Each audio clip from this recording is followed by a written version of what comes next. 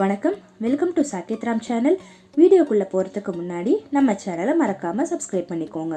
வாங்க வீடியோக்குள்ளே போகலாம். இன்றைக்கி நான் வாழைத்தண்டை எப்படி ஈஸியாக க்ளீன் பண்ணி கட் பண்ணுறது, அதுக்கப்புறமா அதை வச்சு ஒரு சூப்பரான ரெசிபி எப்படி பண்ணுறதுங்கிறது தான் காட்ட போகிறேன். ஒரு பெரிய வாழைத்தண்டை எடுத்திருக்கேன்.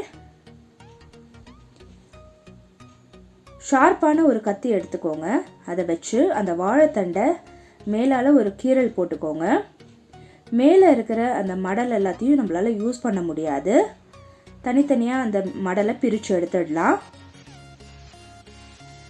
ரொம்பவே ஈஸி தான். நம்ம கையாலேயே அதை பிரித்து எடுத்துட முடியும். அதை சமையலுக்கு உபயோகப்படுத்த முடியாது. அந்த தண்டு நடுப்பகுதியை மட்டும்தான் நம்மளால் யூஸ் பண்ணிக்க முடியும். ஸோ சுற்றி இருக்கிற அந்த மடலெல்லாம் பிரித்து எடுத்துக்கிறேன்.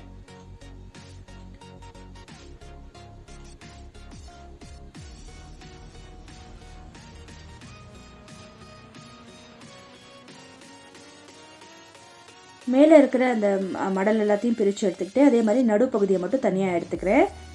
முன்னாடி பின்னாடி கட் பண்ணிக்கலாம். இப்போது இந்த வாழைத்தண்டுக்கு எப்படி ப்ரிசர்வ் பண்ண போகிறோம் அப்படின்னா, ஒரு பவுலில் தண்ணி எடுத்துக்கோங்க. 1 டேபிள் ஸ்பூன் உப்பு எடுத்துக்கோங்க. அந்த தண்ணியில் ஆட் பண்ணிக்கோங்க.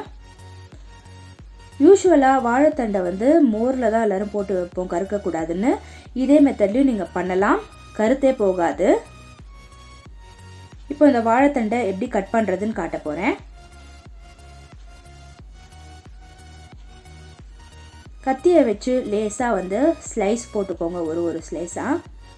அப்புறமா இப்படி எடுத்தீங்க அப்படின்னா அந்த நாரெல்லாம் வரும். விரலில் சுற்றிக்கோங்க. ஒவ்வொரு ஸ்லைஸாக போட்டுட்டு அப்படியே நாரெல்லாம் விரலில் சுற்றிட்டீங்க அப்படின்னா வாழைத்தண்டு சமைக்கும்போது நாரெல்லாம் சாப்பிடும்போது தென்படாது. இப்போ நீங்கள் பார்த்தீங்கன்னாலே தெரியும், அந்த நாரெல்லாம் ஈஸியாக எடுத்துன்னு வந்துடும்.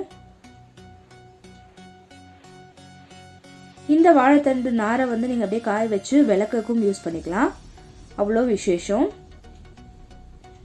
இப்போது இந்த வாழைத்தண்டு ஸ்லைஸாக கட் பண்ணியிருக்கேன் இல்லையா, அதை பொடி பொடியாக கட் பண்ணி எடுத்துக்கலாம். நான் கட் பண்ணுறதை நீங்கள் பார்க்கும்போதே தெரியும், நடுவில் சுத்தமாக நாரே இருக்காது. சாப்பிடும்போதும் ஈஸியாக இருக்கும்.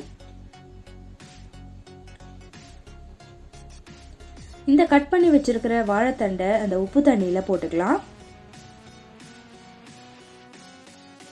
இதை அப்படியே நீங்கள் ஃப்ரிட்ஜில் வச்சாலும் அடுத்த நாள் வரைக்கும் உங்களுக்கு கருத்தே போகாது.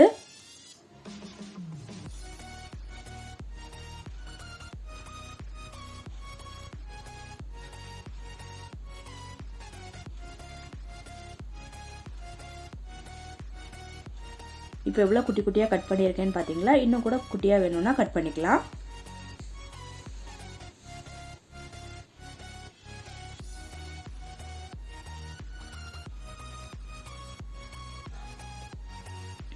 இப்போது மிச்சம் இருக்கிற வாழைத்தண்டையும் ஃபுல்லாக நான் கட் பண்ணி எடுத்துக்கிறேன். அவ்வளவுதான். நம்மளோட வாழைத்தண்டை எப்படி கட் பண்ணுறதை நான் காமிச்சிட்டேன். அதுக்கப்புறமா வாழைத்தண்டை வச்சு சிம்பிளாக பச்சடி எப்படி பண்ணுறதுன்னு காட்ட போகிறேன். அதுக்கு நான் கெட்டி தயிர் எடுத்திருக்கேன். இப்போ ஒரு 3 கரண்டி போட்டுக்கலாம்.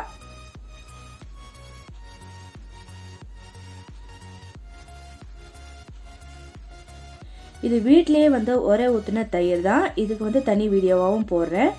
ஃபஸ்ட்டு கொஞ்சமாக தயிர் எடுத்துகிட்டு கட் பண்ணி வச்சுருக்கிற ஒரே ஒரு பச்சை மிளகாய் ஆட் பண்ணிக்கலாம். கொஞ்சமாக கொத்தமல்லி ஆட் பண்ணிக்கலாம். இதை நல்லா மிக்ஸ் பண்ணி விட்டுக்கோங்க. ஒரு 5 நிமிஷம் ஊறட்டும். அதுக்கப்புறமா கட் பண்ணி வச்சுருக்கிற வாழைத்தண்டை இதில் ஆட் பண்ணிக்கலாம். இப்போது ஒன்றா எல்லாத்தையும் மிக்ஸ் பண்ணிட்டு அதுக்கப்புறமா எவ்வளோ தயிர் தேவைப்படுறதோ அதுக்கு ஆட் பண்ணிக்கலாம். இப்போ நான் டேஸ்ட்டுக்கு தேவையான அளவு உப்பு ஆட் பண்ணிக்கிறேன். ஃபுல்லாக எல்லாத்தையும் நல்லா மிக்ஸ் பண்ணிக்கோங்க.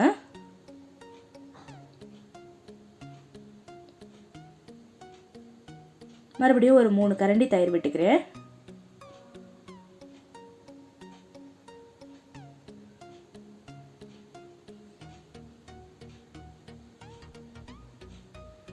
இப்போது இந்த வாழைத்தண்டு பச்சடிக்கு தாளிக்கிறதுக்கு தேவையானதை சொல்லிடுறேன். எண்ணெயை ஆல்ரெடி சுட வச்சுருக்கேன். தேங்காய் எண்ணெய் தான். 1 டீஸ்பூன் கடுகு, 1 டீஸ்பூன் உளுத்தம்பருப்பு,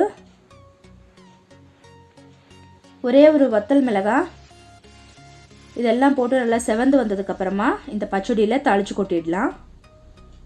அவ்வளவுதான், நம்மளோட சூப்பரான வாழைத்தண்டு தயிர் பச்சடி ரெடி ஆகிடுது. இதை அப்படியேவும் கப்பில் வச்சும் சாப்பிடலாம். கிட்னி ஸ்டோன் ப்ராப்ளம் இருக்கிறவங்க வாரத்தில் 2 முறை இதை சேர்த்துக்கலாம். மற்றவங்க எல்லாருமே வாரத்தில் 2 முறை சேர்த்துக்கலாம். தினமும் சேர்த்துக்கும் போது ரத்தம் சுண்டி போகிற வாய்ப்பு இருக்கிறதுனால டெய்லி இந்த வாழைத்தண்டை யூஸ் பண்ணக்கூடாது. இந்த வாழைத்தண்டை ஜூஸாகவும் எடுத்துக்கலாம். அதே மாதிரி கூட்டு, பொரியல் எல்லாமே பண்ணலாம். வரும் வீடியோக்களில் நான் அதோட ரெசிபீஸ்லாம் போடுறேன். இந்த வீடியோ உங்களுக்கு பிடிச்சிருந்தா உங்கள் ஃப்ரெண்ட்ஸுக்கு ஷேர் பண்ணுங்கள். இதே மாதிரி இன்னொரு வீடியோவில் சந்திக்கிறேன். தேங்க்ஸ் ஃபார் வாட்சிங்.